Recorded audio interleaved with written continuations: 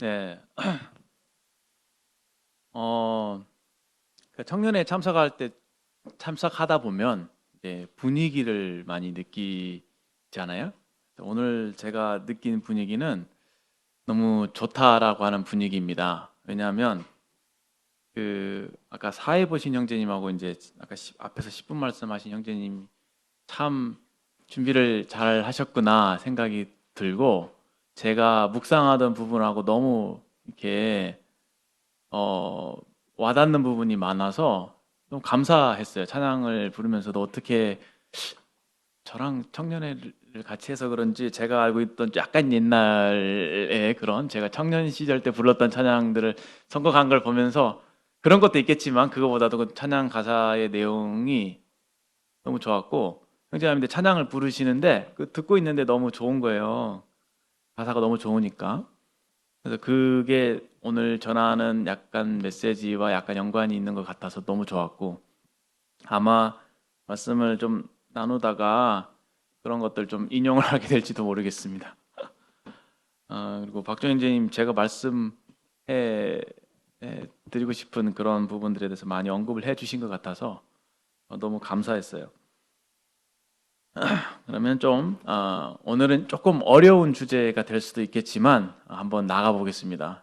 기도해 주세요. 예, 성령님께서 여러분들의 마음의 눈을 밝혀 주셔서 성경에서 우리에게 전달하고자 하는 굉장히 중요한 메시지, 가르침, 어떤 면에 좀 가르침이 될 수가 있을 것 같아요. 여러분들에게 어떤 제가 삶에 필요한 메시지를 드리기보다는 조금 가르침이 될 수도 있을 거라는 생각이 듭니다만 좀 교훈도 조금 있을 것 같고요.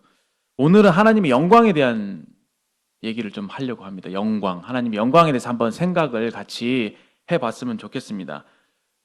사실 오늘 7과잖아요. 7과의 주제가 어떻게 되어 있습니까? 하나님의 영광, 핵심을 놓치지 마라라고 되어 있잖아요. 자, 우리 이 책을 가지고 지금 저희들이 공과를 하고 있습니다. 조금 지난 시간들을 조금 회고해 보게 될 때에 저희가 상반기에는 이제 성경에 대해서 배우잖아요. 성경에 대해서 배우는데 이 성경은 이제 하나님의 이야기이다라고 해서 지금까지 계속 어떤 하나님의 이야기인지에 대해서 저희가 생각을 해봤습니다. 그래서 창조로부터 시작해서 창조, 타락, 구속, 그리고 회복에 이르기까지 그 전체적인 스토리가 하나님께서 인간을 만드셨고 그러나 인간이 타락을 했고 그래서 어떻게 하나님께서 인간을 구속하시고 회복시키시는지에 대한 그러한 일련의 역사, 그 스토리가 바로 이 성경의 이야기다. 그래서 저희가 성경의 전체적인 맥락을 알아야지만이 성경을 이해할 수 있고 더 잘 하나님께서 우리에게 주시는 그런 말씀과 메시지를 받을 수 있다. 이런 취지에서 저희들이 공부를 하고 있지요. 그러다가 이제 지난 시간에 이야기 속의 이야기해서 성경은 하나님의 이야기인데 굉장히 큰 이야기라고 하는 것이죠. 그 이야기를 다른 말로 역사겠죠. 역사가 사람이 주도가 되어서 사람의 의지대로 끌고 온 것이 역사가 아니라 하나님께서 역사의 주관자이고 저자가 되셔서 하나님께서 역사를 이끌어 가고 계신다고 하는 것이죠. 그 믿음이죠.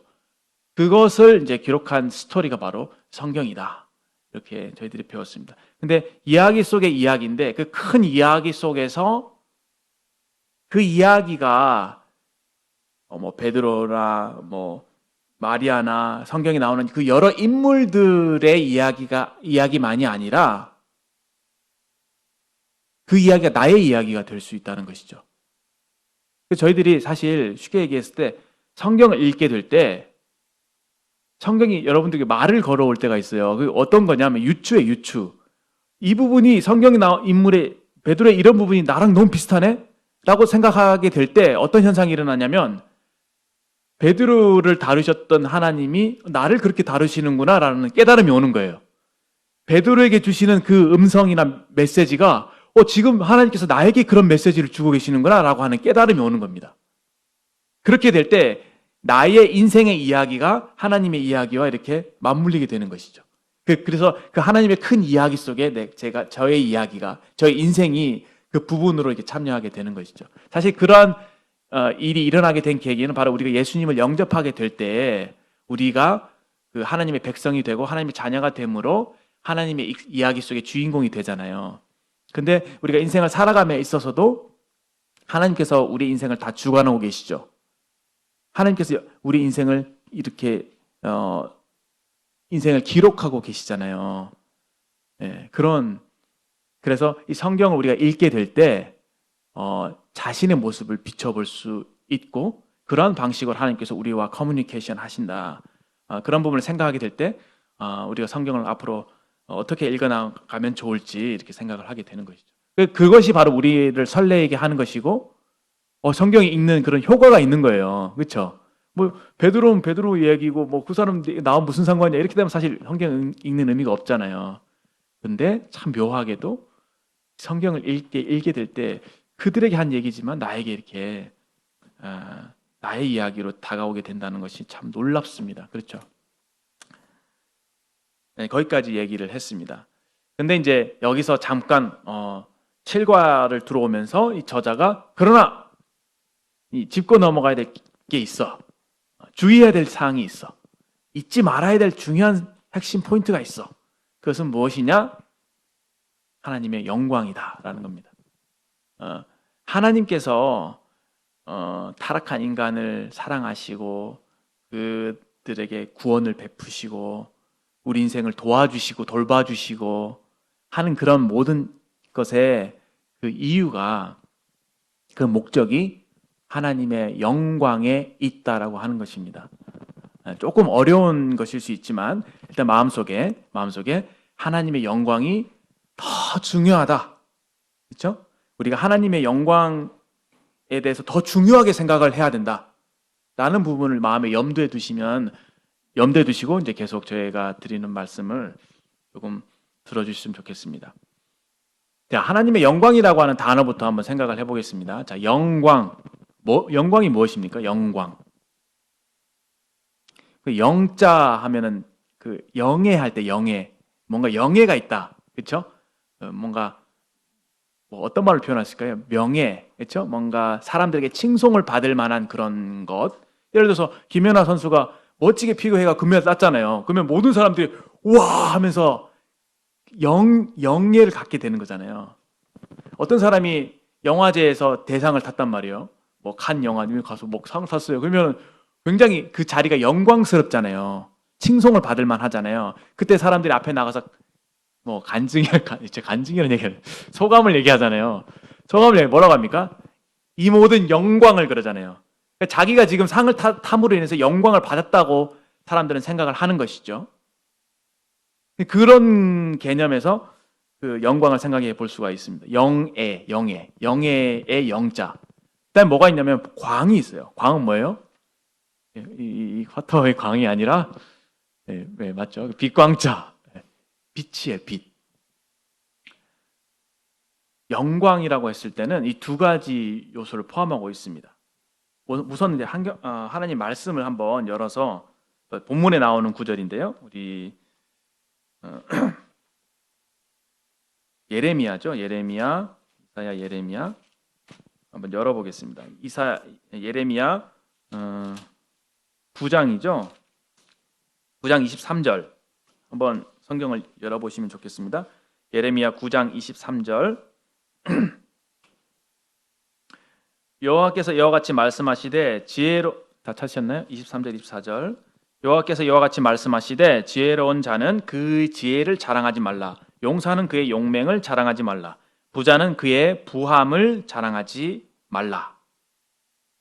이제 우리 차원에서 여러분과 저 인간이잖아요. 인간의 차원에서 아까 말한 그 영화제에서 상을 받고 이런 것은 굉장히 영광스러운 일입니다. 그렇죠? 여기 음악 하시는 분도 있지만 무슨 콩쿨 나가서 입상을 하면 굉장히 영광스럽죠. 그것을 다른 사람들이 얘기하면 와 콩쿨 입상했다고 와 하면서 박수 쳐주잖아요. 23절에 있는 이 말씀도 무엇입니까? 이 사람의 수준에서 자랑할 만한 것들이죠. 다시 말하면 사람의 수준에서 영광스럽다고 생각할 만한 것들입니다. 그럼 다시 말해서 사람이 가치 있게 여기는 내 수준에서 가치 있게 여기는 것들의 예입니다. 뭐가 있죠? 지혜. 굉장히 똑똑하면은 자랑하고 싶잖아요. 뭔가 공부 많이 하고 뭐 대학 교수고 뭐 그러면은 사람들이 야, 저 사람 참 똑똑하고 훌륭하고 야, 어떻게 그렇게 참 박식하실까? 그래서 고대 시대는 사실 더 그랬대요. 고대 시대는 똑똑한 사람들이 대우받는 시대였기 때문에 뭐 솔로몬 시대도 사실 그랬죠. 솔로몬의 지혜를 들으려고 시바 여왕이 찾아왔잖아요. 지혜가 굉장히 귀중한 시대였고 요즘도 마찬가지겠죠. 지혜가 많이 부족한 시대지만 여튼 지혜라고 하는 것을 정말 소중한 고대 시대는 더 그렇게 여겨졌던 것입니다. 근데 사람들이 이 지혜로운 자들은 지혜를 자랑한다는 거예요. 왜냐? 그만큼 지혜를 가치 있게 여기니까. 그러니까 사람들이 그 지혜를 가치 있게 여기는 사람들은 그 지혜를 추구하죠. 특별히 그 지혜를 추구하고 가치 있게 여기는 사람들 중에서 누군가가 그 지혜가 상대적으로 많다면은 그 사람은 지혜를 추구하는 사람들 중에서 칭송을 받게 되겠죠. 그 사람은 지혜 부분에서 영광스러운 사람이 될 거예요. 쉽게 말했을 때. 용사에는 용맹을 자랑하지 말라. 고대 시대는 더욱더 전쟁을 잘하는 사람이 짱이었죠. 싸움 잘하는 사람이 짱이었습니다. 그러니까 얼마나 용맹이라고 하는 것, 그 힘, 그렇죠? 이런 것들이 얼마나 귀한 시대였습니까? 제가 초등학교, 중학교 다닐 때는요, 싸움 잘하는 게 최고였어요. 옆에 일진 옆에 딱 붙어 다니면요, 세상을 다 가진 것처럼 든든했습니다.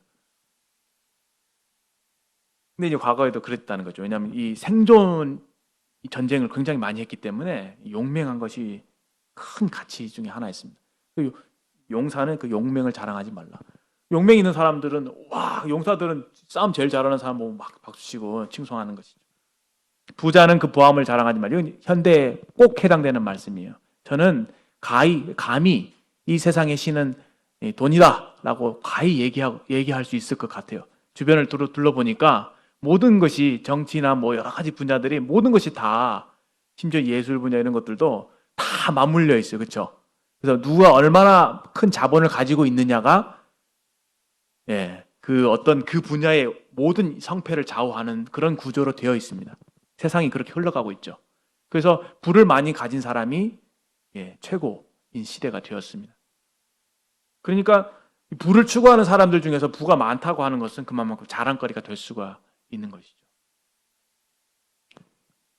인간의 수준에서는 그렇습니다. 그런데 24절 보세요. 자랑하는 자는 이것으로 자랑할지니 곧 명철하여 나를 아는 것과 나 여호와는 사랑과 정의와 공의를 땅에 행하는 자인 줄 깨닫는 것이라. 24절 읽었는데 잘 안 와닿으시죠? 뭐가 이렇게 자랑거리가 돼? 라고 생각이 되어지시는 것이 뭐 보통의 인간으로서는 당연한 거라고 생각이 되어져요. 왜냐하면 우리 인간의 눈이 많이 어두워져 있어서 진정한 그 23절에 있는 그 가치를 뛰어넘는 그 초월적인 가치를 인지하고 감지할 만한 그런 능력이 우리들에게 없기 때문입니다. 하나님을 아는 것이라고 하는 이 5글자가 무엇을 의미하는지, 이 5단어가 가진 그 무게가 그 스케일이 얼마나 큰지 우리는 다 가늠할 수 없습니다. 그러나 성경 분명하게 이 23절에 있는 이 가치들보다 용맹이나 지혜나 부보다 더 뛰어난 가치가 있는데 그것이 바로 너희들이 추구해야 될 것이니라. 너희들이 추구해야 될 가치가 무엇이냐? 그것은 바로 하나님을 아는 명철이다. 하나님을 아는 것이다 라고 말씀하고 있습니다. 하나님을 아는 것. 여기 알미라고 하는 것은 개인적인 알미고요. 실제적인 알미고 체험적인 알미예요. 많은 사람들이 하나님은 사랑의 하나님이라는 것을 그것에 대한 정보를 가지고 있죠. 기독교의 하나님은 사랑의 하나님이라고 하는 정보를 가지고 있습니다. 그렇죠? 그리고 교회 다니는 사람들은 여러분과 저가 하나님은 나를 사랑하십니다. 나를 사랑하셔라고 하는 그 정보도 역시 갖고 있어요. 그런데 어떤 사람은 하나님이 나를 그렇게 사랑하시다니 하면서 그 사람에 너무 감동을 해서 자기의 모든 생애를 하나님께 다 바치는, 자기의 모든 물질을 다 바치는, 그리스도만이 가장 나의 소중한 그분으로 여기는 정도까지 그분이 나를 사랑하시던 사실을 아는, 깨닫는 사람이 있습니다. 하나님을 아는 것에는 이와 같이 이 정도의 차이가 있는 것이죠. 여기 계신 형제 자매님들, 여러분 예수님을 영접하신 분들이라면 이 하나님의 사랑을 뭐 작을 수도 있고 클 수도 있지만 이 정도의 차이는 있겠지만 다 깨달으신 분이라고 생각을 합니다. 우리 삶의 과업은 뭡니까? 이제 과제는 이 사랑을 더 깊이, 더 많이, 더 체험적으로 더욱더 알아가는 그런 것이죠. 아까 10분 말씀에도 그런 말씀을 좀 이렇게 얘기해 주셨는데, 하나님을 아는 것, 이것이 굉장히 중요합니다. 하나님을 아는 것. 그리고 나 여호와는 사랑과 정의와 공의를 땅에 행하는 줄을 깨닫는 것이라. 두 가지라 돼 있죠. 먼저는 하나님을 아는 것과 하나님께서 사랑과 정의를 땅에 행하시는 분이라는 것을 안다는 거예요. 요거를 제가 다른 말로 표현을 해보겠습니다. 그러니까 아까 제가 하나님의 영광이라고 표현을 했죠. 영광이라고 하는 말의 뜻은 어떻게 표현할 수 있을까요? 뭔가 굉장히 탁월해요. 굉장히 초월적으로 넘사벽에 탁월한 게 있습니다. 그렇죠? 그 탁월함이 있는데 이 탁월함이 너무 탁월하고 너무 아름다워서 빛이 나는 거예요. 그래서 영광이라고 하는 거예요. 하나님의 어떠하심이, 하나님의 뭐 여러 가지가 있죠. 사랑이 있을 수 있고 은혜가 있을 수 있고 하나님의 선하심이 있을 수 있고 하나님의 여러 가지 많이 있죠. 그 하나님의 여러 가지 속성들을 우리가 생각할 수 있는데 그 하나님의 능력이 될 수도 있고, 그렇죠? 그 하나님의 모든 것들이 너무 탁월해서 우리 지식을 뛰어넘는 그런 탁월함이어서 그것이 빛이 나는 거예요. 그래서 우리가 그것을 하나님의 영광이라고 하죠. 많은 믿음의 선진들, 우리가 아까 지난 시간 베드로, 요한, 이렇게 마리아, 여러 사람들 얘기했는데 믿음의 선진들 예를 들어보겠습니다. 믿음의 선진들은 왜 그런 변화된 삶, 그러니까 탁월한 삶, 특이한 삶을 살 수 있었을까? 했을 때 패턴을 보시면 먼저 하나님의 그 영광이 그들에게 보여진 것을 알 수 있습니다. 하나님의 영광을 먼저 본 사람들이에요. 찾진 않겠습니다만 사도행전에 기록이 이런 기록이 있는데 아브라함에 대해서 기록할 때 어떻게 기록하냐면 먼저 그가 그 메소포타미아 제가 그쪽에 있을 때 영광의 하나님이 그에게 보여졌다. 그래서 너는 너의 친척 본토 아베 집을 떠나 내가 내게 지시할 땅으로 가라라고 명령을 하십니다. 그러니까 아브라함을 처음 부르실 때 하나님께서 가라고 했을 때 밑도 끝도 없이 그냥 아무런 근거 없이 네! 하고 용기를 내면서 아브라함이 나갔던 것이라기보다는 하나님이 나타나셨을 때 하나님을 믿고 따라가려면 근거가 있어야 될 거 아니에요. 그렇죠? 하나님 모르는데 어떻게 따라가겠습니까? 그래서 사도행전 저자는 영광의 하나님이 그에게 먼저 보여졌다라고 우리에게 얘기하고 있습니다. 영광의 하나님의 하나님의 영광을 보았기 때문에 그가 와, 이분은 정말 내가 믿고 따라갈 만한 분이시구나라는 것을 알게 됐고 그분의 명령을 받아서 갈 바를 알지 못하지만 지시할 땅으로 나아가게 됐던 것이죠. 모세도 생각해 보세요. 모세도 자기 스스로 40살이 됐을 때 내가 이제 하나님의 백성들을 구원에 어찌 좀 돌아볼까라고 했을 때 실패하게 되죠. 그래서 어떻게 됩니까? 미디안 광야로 도망을 가죠. 40년을 지냅니다. 나이 80이 됐을 때 떨기나무에서 하나님이 먼저 나타나십니다. 그리고 하나님께서 자신의 이름을 알려주시죠. 하나님께서 먼저 그에게 나타나시 자신을 보여주십니다. 그 하나님을 보고 만나게 됐을 때 모세는 나아갈 수 있었던 것이죠. 그 많은 믿음의 선진들이 아까 욥에 대한 얘기도 했나요? 귀로만 듣다가 하나님을 보았다고 하잖아요.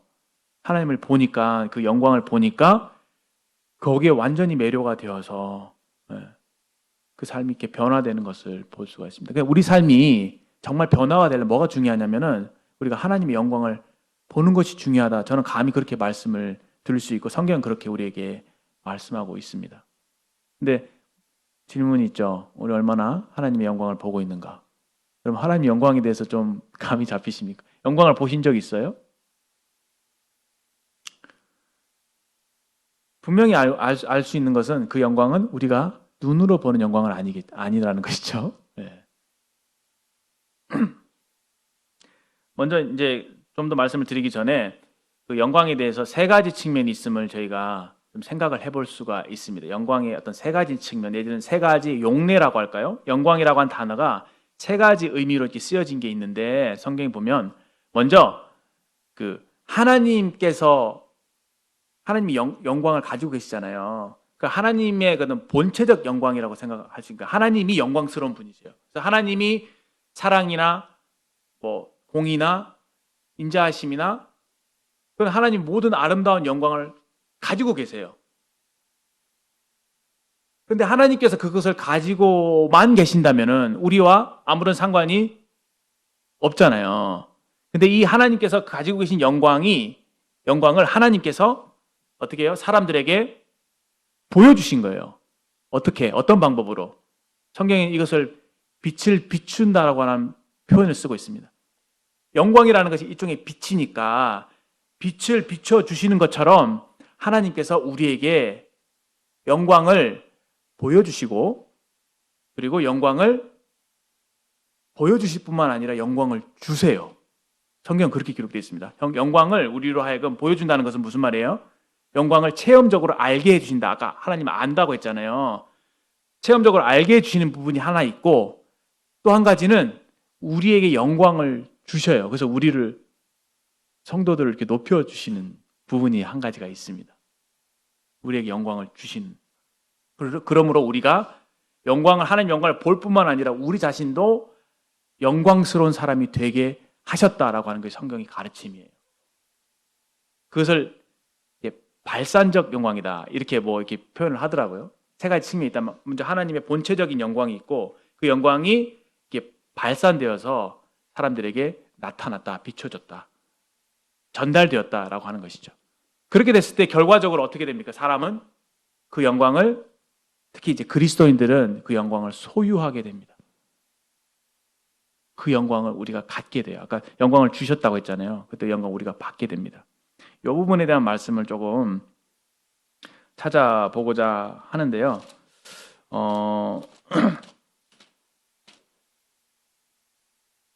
요한복음을 먼저 볼까요? 좀 몇 구절을 제가 생각해 본 구절이 있는데 요한복음 17장에 보시면 예수님이 이런 표현을 하시는데 17장 22절에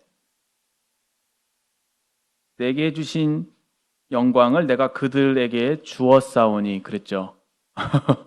이 표현이 감당이 됩니까? 하나님께서 아버지께서 아들 예수님에게 영광을 주셨는데 그 영광을 우리에게 주셨대요. 네? 구체적으로 그것이 어떤 것인지는 여러분들 나중에 좀 생각을 해보시고 일단은 영광을 우리에게 주셨다. 또 24절에 이런 표현이 있죠. 하반절에 보시면 내게 주신 나의 영광을 그들로 어떻게 해요? 보게 하시기를 원하옵나이다. 그렇게 되어 있죠. 네, 그래서 영광은 주시기도 하고 영광은 어떻게 보여주시기도 한다. 이렇게 이해할 수 있습니다. 이 구절과 함께 여기 손가락을 잠깐 넣어서 다시 돌아올 수 있으니까 손가락을 넣으시고 다시 찾으세요. 손가락 넣고 좀 이렇게 길어질 수 있으니까. 고린도후서 3장을 보시면 4장을 먼저 보겠습니다. 4장 4절에 보시면 이런 말씀이 기록되어 있습니다. 그 중에 이 세상의 신이 믿지 않는 자들의 마음을 혼미하게 하여 그리스도의 영광의 복음의 광채가 비치지 못하게 함이니.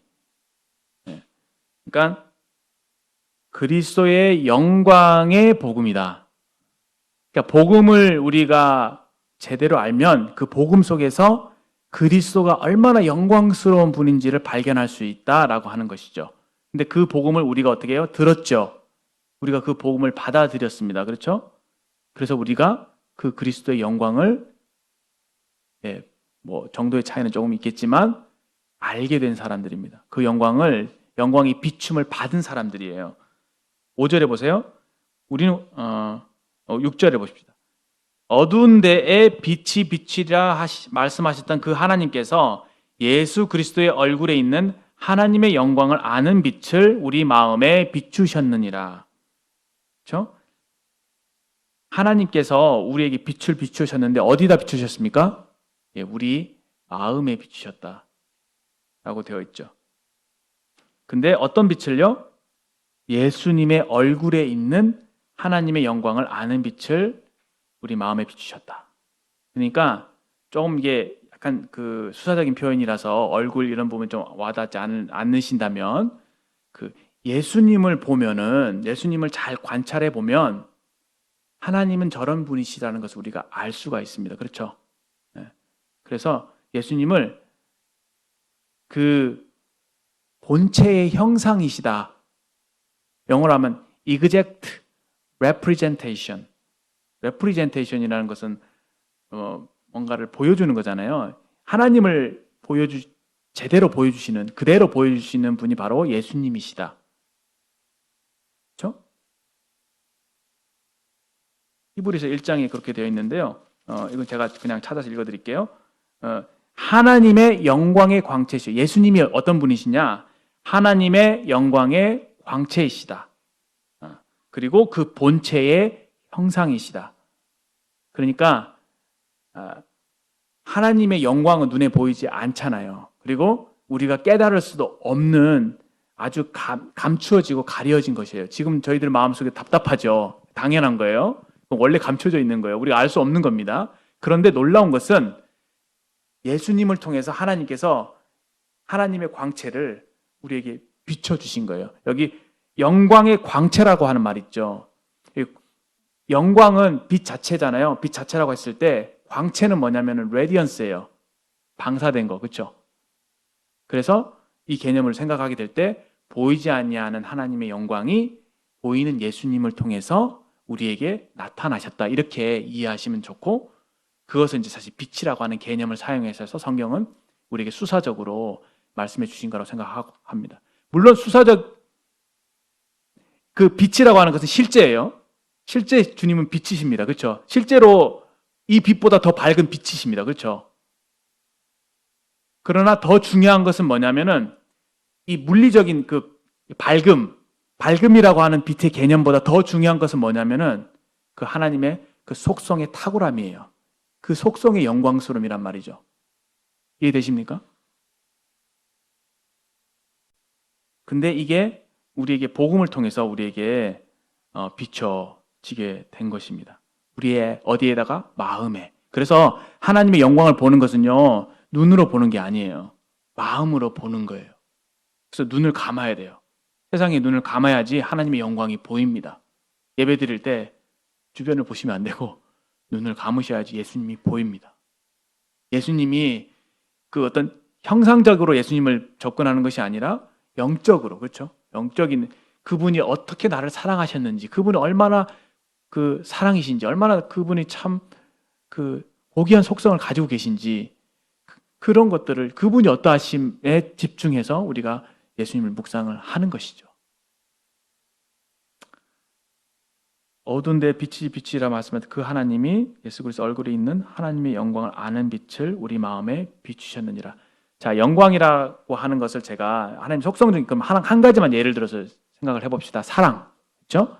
이 하나님의 사랑이 너무 놀라워서 이 정말 영광스러운 사랑이죠, 그렇죠? 네. 세상 가히 어디도 비교할 수 없는 크고 놀랍고 탁월하신 그 너무 고귀하신 그 사랑이에요. 네. 우리를 사랑하신 사랑이 그런 사랑이라고 하는 겁니다. 그것이 하나님의 영광이죠. 그 사랑의 탁월함이. 그것이 이제 어떻게 하나님이 우리를 사랑하심으로 그 사랑을 우리에게 보여주셨죠. 알려주셨죠. 첫 번째 측면, 그렇죠? 그 예수님의 십자가를 보면은 와, 하나님 날 저렇게 사랑하셨어? 알게 되죠. 그렇죠? 사랑을 알게 되는 거예요. 인지적으로. 근데 또 한 가지는 뭐냐면은 지난 제가 시간에 다른 구절 말씀 보셨지만 하나님 사랑 우리 마음에 어떻게 해요? 부음받았대요. 그 실제가 내 마음속에 들어오시게 된 겁니다. 두 가지 측면이죠. 그래서 영광을 우리에게 보여주신 것도 있지만 영광을 우리에게 주신 것이죠.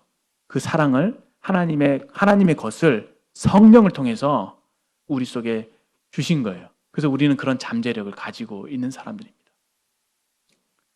이런 영광을 소유한 사람들이에요. 그래서 실제로 세상 사람들이 나타낼 수 없는 그런 기이한 사랑을 우리는 나타낼 수 있어요.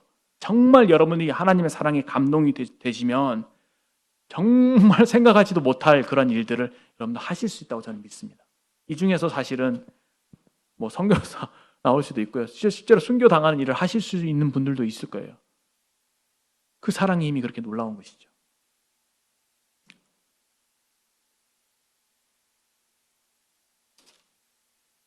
이 이야기를 하기에 앞서 사실 앞에 3장에서는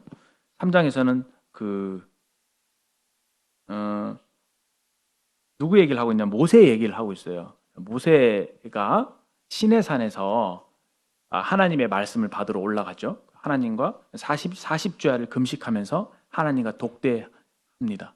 그리고 하나님의 음성을 듣죠. 그리고 어떻게 되냐면 하나님의 영광을 내게 보여주세요 했을 때 하나님께서 바위 틈에 딱 감추신 다음에 재빨리 지나가면서 뒤통수를 보여주시죠. 뒤를 보여주십니다. 그거를 잠깐 가렸다가 손으로 덮으셨다가 뒤통수 보여줄 때 살짝 여셨다가 닫아요. 셔터 카메라 셔터 열리듯이. 잠깐 본 거예요. 하나님 영광을. 근데 그 얼굴에서 어떻게 됩니까? 문제가 나는 거예요. 그때 하나님 이런 말씀하셨어요. 나의 선함을 모든 선한 것들을 너에게 보여주겠다라고 하시면서 슉 지나가시면서 보여주시죠. 실제로 아마 물리적으로 하나님을 봤겠죠. 예, 봤다고 했으니까 그 어떤 모습이었을지 어떤 걸 봤을지 내가 참 좀 궁금해요. 모세가 어떻게 생겼을지 그게 뭐였을지 참 궁금합니다. 여튼 하나님의 뒤통수를 봤어요. 그랬더니 얼굴에서 광채가 났습니다. 근데 성경에서는 그걸 뭐라고 얘기했냐면은 그거는 없어질 영광이다. 그건 아무것도 아니다라고 얘기를 하고 있죠. 그가 받았던 영광은 그건 아무것도 아니야. 왜냐하면 그의 영광은 율법을 통해서 정죄하는 그런 직분의 영광이었기 때문에 그거는 지금 우리가 받은 영광에 비하면 그건 아무것도 아니야라고 하면서 성도들에게 주신 영광은 뭐냐? 복음을 통해서 많은 사람들을 의의 길로 인도하는 그러한 직분을 우리에게 주셨기 때문에 우리가 더 영광스러운 사람들이야 라고 말씀하고 있죠. 그러면서 우리는 모세가 수건을 이렇게 쓸 때처럼 없어질 이 광채죠. 그 빛, 얼굴에 묻었던 그 광채, 그것을 가리려고 하지 않는다. 그 이유는 뭐냐면은 그리스도 안에서 이 수건이 다 없어질 것이기 때문에 필요가 없기 때문에 그렇다라고 얘기하십니다. 그리고 16절에 언제든지 주께로 돌아가면 그 수건이 벗어지고 주의 영이 계신 곳에는 우리에게 자유함이 있다라고 하시면서 18절에 우리가 다 수건을 벗은 얼굴로 거울을 보는 것 같이 주의 영광을 보매 그와 같은 형상으로 변화하여 영광에서 영광에 이르니 곧 주의 영으로 말미암습니다. 다른 구절들은 좀 설명하기 시간이 부족하니까 18절에 주목을 해보시면 좋을 것 같아요. 수건을 벗은 얼굴로 거울을 보는 것 같이 주님의 영광을 우리가 볼 수 있는 자들이 되었다. 그래서 그와 같은 형상으로 변화하여 영광에서 영광으로 이른다. 그러니까 영광에도 어떻게 해요? 뭔가 정도가 있다는 것을 알 수가 있겠죠. 더욱더 영광을 우리가 더 많이 보게 되는 거죠. 영광에서 영광에 이르게 되니까. 그것이 무엇으로 말미암았다고요? 주의 영으로 말미암았다. 다시 말해서 성도에게 주신 특권이 뭐냐면은 보통 사람들은 하나님을 절대로 알 수 없고 하나님의 영광을 볼 수가 없어요. 그런데 성도들에게 주신 특권은 성령을 주신 거예요. 성령님을 통해서 성령님이 하나님의 깊은 것 것까지도 통달하시기 때문에 성령을 통해서 우리가 영적으로 하나님의 영광을 볼 수 있게 해주신 거예요. 하나님을 알 수 있게. 그것이 개인적이고 체험적이고 인격적이고 실제적으로 하나님을 알 수 있게 해주신 거예요. 그게 놀라운 거예요. 그렇죠? 아무리 하나님께서 인간의 언어로 하나님에 대한 정보를 우리에게 쏘아주신다고 해도 그것을 우리가 듣는다고 해서 하나님을 알 수 있겠습니까? 하나님이 깨달아지겠어요? 그렇지 않거든요. 근데 하나님을 정말 살아계신 분으로 인격적으로 그분과 관계를 맺을 수 있을 정도로 우리를 하나님을 알게 해주셨다는 것이 너무나 큰 은혜이지 않나. 성령을 통하지 않고서는 불가능한 일이다라고 우리에게 말씀해 주십니다. 아까 사랑에 대한 얘기를 했는데 사랑이 하나님의 속성 중에 하나죠. 저희들이 주목해야 봐야 될 부분은 뭐냐면은 하나님의 영광의 다수가 하나님의 영광의 어떤 다수의 측면이 인격적인 측면, 속성, 하나님의 성품적인 측면이 강하다는 거예요. 성경은 많은 사람들은 내가 뭔가를 해야 된다고 하는 쪽에 관심이 많아요. 그렇죠? 직업을 갖고 있고 뭔가 어떤 것을 성취하려고 하고 교회 안에서도 뭔가 주님을 위해서 주님 이런 일들을 하고 이런 일들을 이루고 뭔가 목표를 정해놓고 나아가고 뭐 이런 쪽에 사람들은 관심을 가질 수 있는데 제가 주님을 계속 섬겨오면서 성경을 여러 군데 보면 하나님께서 관심을 갖고 계신 것은 뭐냐면은 하나님의 성품이에요. 성품. 하나님의 성품을 우리에게 비춰주셔서 우리도 역시 하나님 주님과 같은 형상으로 변화되기를 바라시는 거예요. 그것이 우리에게 영광을 비춰주시고 영광을 주시는 이유입니다. 그것이 우리에게 성령을 주신 더 큰 이유입니다. 제가 두 가지 이유를 생각을 해볼 수 있는데 한 가지 측면은 이 하나님의 영광을 보는 것은 그분의 형상으로 변화하기 위함이다. 우리의 인격적인 변화, 그분을 닮아가는 것이다 라고 첫 번째 부분을 말씀드릴 수 있고 두 번째 부분은 뭐냐면 그분을 통해서 내 삶을 사는 거예요. 이게 또 다른 그 그리스도인의 삶의 묘미 중에 하나입니다. 그리스도의 삶은 하나님이 함께 하시기 때문에 나를 통해서 내가 뭐 그런 말도 많이 해요. 내가 죽고 그리스도가 살고 그렇죠? 내가 내 자신을 조금만 내려놓고 나의 자아를 내려놓게 될 때 어떤 일이 벌어지냐면은 하나님이 나를 통해 예수님이 나를 통해 사세요. 예수님이 나를 통해 나의 삶을 통해 드러나십니다. 그런데 그렇게 됐을 때 내가 없어지는 게 아니라 내가 정말 나다워지는 거예요. 그래서 정말 자아 신화를 원하시는 분들은 예수님께 내 자신을 맡기는 사람이에요. 정말 인생을 잘 살고 싶으시면 정말 보람되고 가치 있는 인생을 살고 싶으시면 내 인생을 주인 되신 주님께 맡겨드리는 그렇게 할 때 주님이 나를 통해서 나타나시는 거죠. 드러나시는 거죠. 나를 통해 첫 번째 그분의 어떠하심, 성품이 드러나고요. 두 번째는 그분의 일하심이 드러나는 거예요. 그분의 어떻게 능력이 드러나는 거예요. 그러니까 일하심, 전도를 얘기를 해봅시다. 그렇죠? 나는 그냥 주님의 말씀에 순종해서 주님에 대해서 이렇게 전했을 뿐인데 영혼을 구원하시는 그 하나님의 능력이 내 안에 계신 성령을 통해서 나를 통해 드러나는 거죠. 그랬을 때 내가 한 말을 통해서 그 사람의 삶이 완전히 변화되는 것을 볼 때 우와, 이건 정말 놀랍죠. 근데 누가 한 거예요? 하나님이 하신 거지만 또 내가 한 거죠. 네. 하나님이 하셨죠. 나를 통해서. 이게 놀라운 거예요. 그러니까 정말 나답게 만들어주시는 거예요. 나를 높여주시기 원하시는 하나님의 마음이신 거죠. 나를 통해서 함께 살기를 원하시는 그것이 하나님과 동행한다는 말의 의미인 것입니다. 그것을 여러분들의 삶의 모든 분야에 적용해 볼 수 있을 것 같아요. 여러분들의 학업, 여러분들 하시고 있는 모든 일에 사실 직업이 소명이 될 수 있는 이유는 내가 직업을 통해서 일을 할 때 그러니까 하나님이 나타나시는 것이죠. 직장 생활의 동료들이 나를 볼 때 하나님을 볼 수 있게 되는 것이죠. 많은 그런 우리에게 주신 그 능력이죠. 부활의 능력. 주님께서 우리 믿는 자에게 베푸신 그 능력의 지극히 크심. 이것을 우리로 알게 해달라고, 경험하게 해달라고 바울이 기도했잖아요. 그런 측면이 있는 것입니다. 우리 인생을 하나님께 맡기게 됐을 때 우리가 우리를 통해서 나타나시고 일하시는 하나님을 경험하는 것만큼 또 짜릿한 것은 없죠. 더 감사한 것은 제가 이쪽에 있는 거. 분명히 나는 정말 형편없는 인간인데 내 자신을 완전히 자아를 내려놓고 하나님께 말씀에 순종해서 나 자신을 드리게 됐을 때 내게서 그리스도의 성품이 드러날 때 그때 여러분 카타르시스를 느낄 거예요. 그런 경험이 저 딱 조금 있어서 말씀을 드릴 수 있는데 내가 주님께 순종했을 때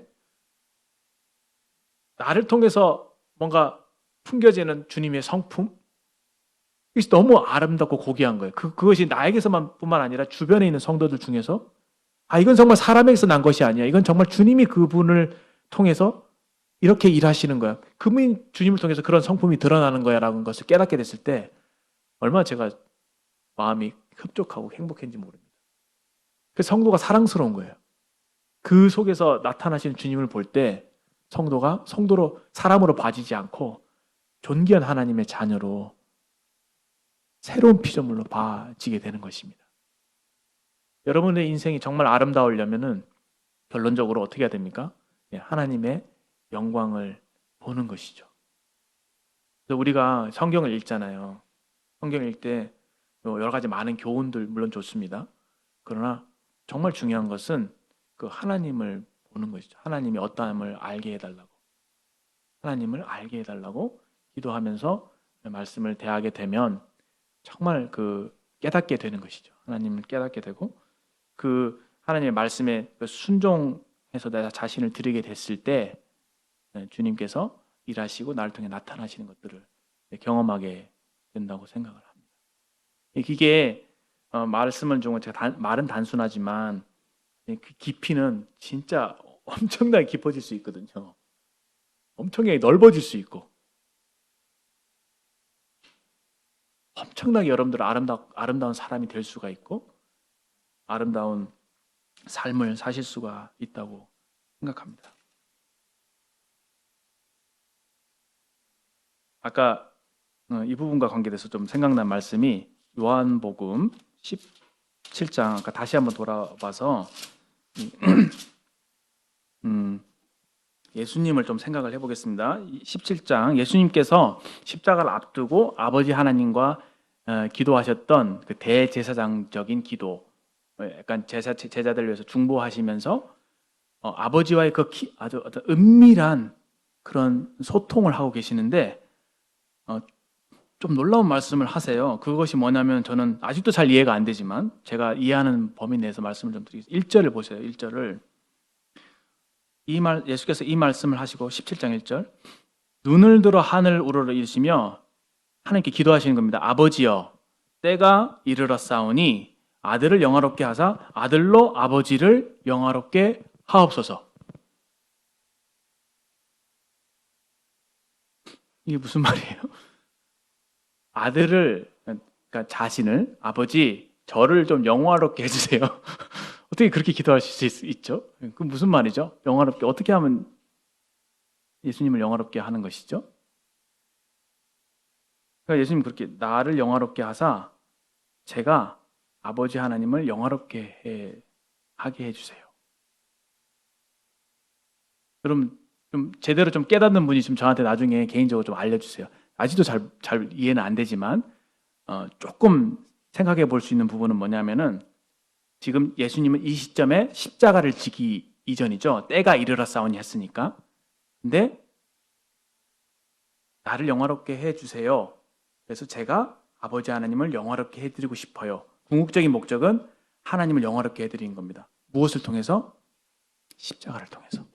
그 십자가를 져서 그것을 통해서 하나님의 영광을 극도로 드러낼 수 있도록 해주세요.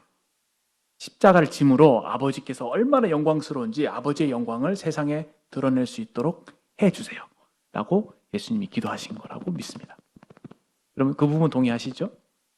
그럼 여기서 나를 영화롭게 해달라고 하는 그 영화는 뭘까요? 잘 모르겠어요. 이거는 잘 모르겠어요. 제가 그냥 깨달아지는 부분은 좀 더 묵상이 필요하겠지만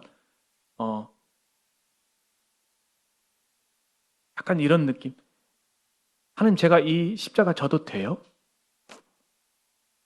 제가 져도 돼요? 주님 정말 겸손하신 거예요.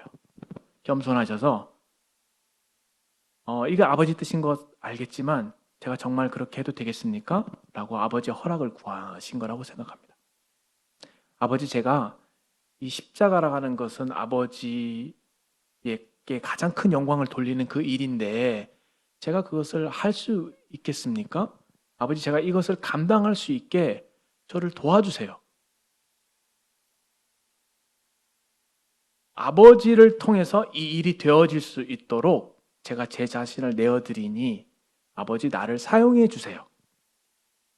그래서 제가 아버지의 영광을 드러낼 수 있게 도와주세요. 저는 그런 기도로 좀 이해가 됐어요. 형제자매는 어떤지 모르겠지만 나를 높여주세요라고 하는 그런 의미보다는 영화롭게 해달라는, 영광 주세요. 저 부족한, 예수님이 영광이 부족하신 분이 아니거든요. 뭔가 뭐가 부족해서 영광을 달라고 그러시겠어요. 예수님 자신을 완전히 낮추시고 종의 모습으로 낮아지셔서 아버지, 제가 이 일을 감당할 수 있게 제게 능력을 주세요. 그 일을 갈 수 있게 도와주세요. 이렇게 기도하신 것이 아닌가 그렇게 생각이 됩니다. 제가 지금까지 말씀드린 그러한 측면에서 조금 더 말씀을 읽어보면 아버지께서 아들에게 주신 모든 사람에게 영생을 주게 하시려고 만물을 다스리는 권세를 아들에게 주셨음이로소이다. 예수님은 어디를 가든지 자신이 행하는 모든 일에 대해서 이건 아버지께서 주신 것이야 라고 분명히 말씀하시죠. 나 스스로 온 게 아니라 아버지께서 나를 보내셨고 이것은 아버지께서 나에게 주신 것이기 때문에 너에게 아버지를 전달한다. 그래서 하나님을 전달하는 일에 정말 충실하셨던 우리 주님이시죠. 자기의 뜻이 없으셨고 아버지 뜻만을 나타내시는, 얼마나 큰 겸손이에요. 예수님이 하나님이신데 내가 여호와다, 내가 왔다 하면서 혼자 뭔가 자의적으로 독단적으로 홀로 그렇게 일하실 수 있었는데 한순간도 아버지와 떨어지지 않으시고 아버지에게 깍 붙어 있으셔서 아버지께 순종하신 순종의 아들로서 자신을 드러내시죠. 그러면서 마지막 순간까지 땀방울이 핏방울이 되도록 기도하시면서 아버지 도와주세요. 이렇게 기도하시는 것이죠. 그러면서 자신의 연약함을 그대로 드러내시죠. 인간으로서의 연약함. 할만하시거든 이 잔을 내게서 지나가게 해주십시오. 그러나 나의 원대로 마옵시고 아버지의 원대로 하옵소서. 근데 예수님이 사실 하나님의 원하는 것과 예수님이 원하는 것이 달랐을까요? 같았죠. 예수님 우리를 위해서 우리를 사랑하시기 때문에 스스로 목숨을 버린다고 하셨잖아요. 그렇죠? 예수님 우리를 정말 하나님이 사랑하신 것만큼 똑같은 사랑으로 사랑하시거든요. 근데 예수님이 우리를 위해 십자가를 지시는 것을 누구보다 더 원하시지 않았을까요? 근데 아버지가 원하는 거 예수님이 원하시는 게 달랐을까요? 다른 것처럼 말씀하시죠. 그렇죠? 나의 원대로 마옵시고 할만하시거든 이 잔을 내게서 지나가게 하옵소서. 예수님의 본심이 저는 아니었다고 믿습니다. 본심이라기보다는 인간으로서 낮아진 그 육체를 가진 인간으로서 그 당하게 될 그 고난, 하나님으로부터 분리되는 그 한 번도 떨어져 보이지 않은 그 연합의 상태, 사랑의 관계, 떨어져서 하나님께 저주를 받으시고 하나님의 진노를 받으시는 그게 너무 어떤 면에서 두려우셨던 것 같아요. 그러니까 이것이 아버지 제가 감당할 수가 없겠습니다. 그러니까 한 인간으로서 그렇죠? 네. 인간이 되셔서 그냥 그 인성을 그대로 드러내신 부분이라고도 볼 수 있지 않을까 싶습니다. 그만큼 예수님은 겸손하신 거죠. 그러나 마음 중심은 결코 변함이 없어졌다고 생각을 합니다. 십자가를 지는 일에 있어서. 그런 아버지에 대한 아버지에 대해 순종하심을 그렇게 보여주셨죠.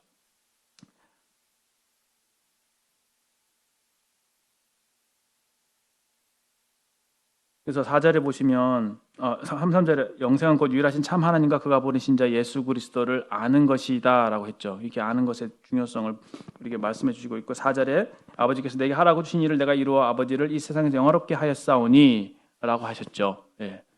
아버지께서 하라고 주신 일을 내가 이루어서 이 세상에서 아버지를 영화롭게 했다. 아버지의 영광을 세상에 드러내었다. 아버지께서 나를 통해서 높임을 받으셨다. 이렇게 볼 수 있습니다. 아버지여, 창세전에 내가 아버지와 함께 가졌던 영화로서 지금도 아버지와 함께 나를 영화롭게 하옵소서.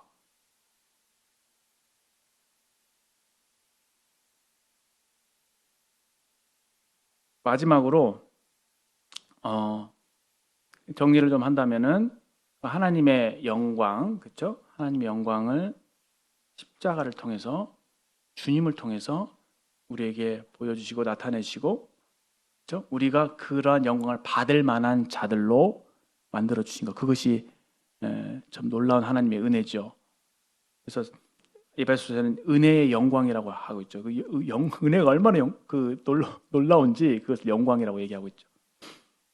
그랬는데 우리의 삶에서 하나님의 영광을 계속 보게 될 때 우리가 하나님의 어떠하심을 우리를 통해서 드러날 수 있고 하나님의 일하심을 통해서 나타낼 수 있다. 이렇게 정리해 볼 수가 있는데요.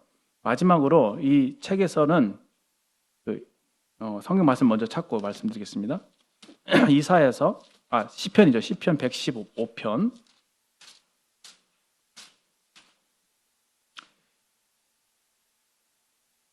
시편 115편 1절.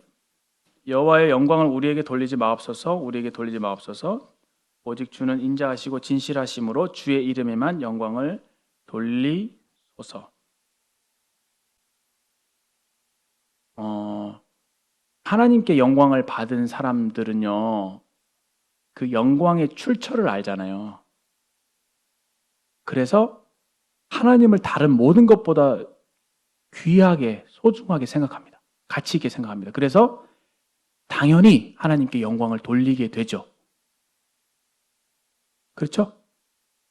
하나님께 영광을 받은 사람, 여러분 영광 받으셨잖아요. 그래서 뭔가 하나님께서 나를 도와주셨어, 뭐 하나님께서 나를 통해서 일하셨어, 그런 것들을 경험하게 됐을 때 그 모든 영광을 하나님께 돌리게 되죠. 왜? 이건 내가 한 게 아니, 하나님께서 나를 도와주셔서 하는 것이니까. 근데 주의해야 될 점은 우리가 그것을 망각할 수 있다는 거예요.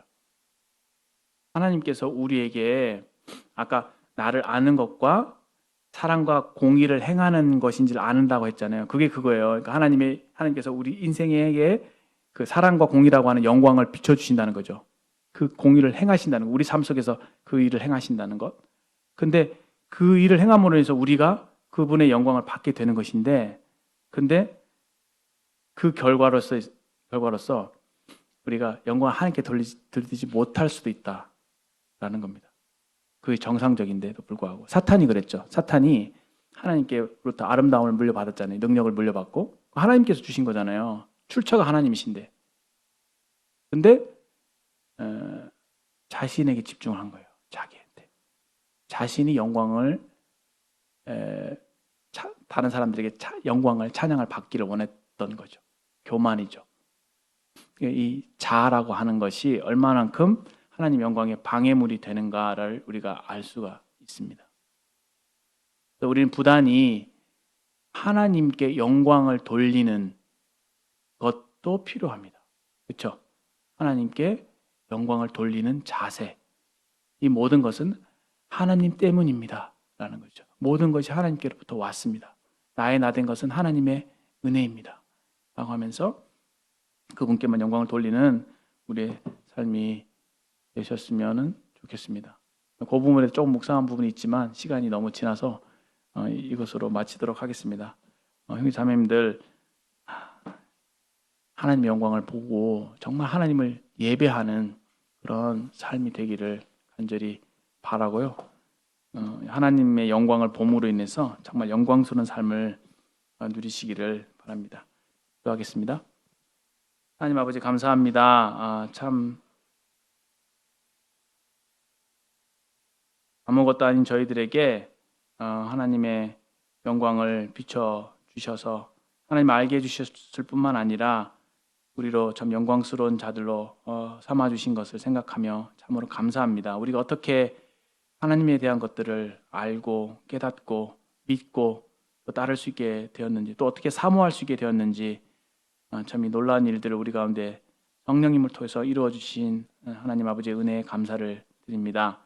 아버지 하나님, 저희들의 마음에 좀 하나님을 향한 하나님의 영광을 사모하는 마음을 더욱더 부릴 듯 일으켜 주시고, 우리의 삶의 최고의 목표가 하나님의 영광을 보고 하나님을 알고 하나님을 영화롭게 해드리는, 그러므로서 우리가 참된 인간으로서의 행복을 누리는 저희들 되도록 인도하여 주시옵소서. 주 예수님의 귀하신 이름으로 아버지 하나님께 감사하며 기도합니다. 아멘.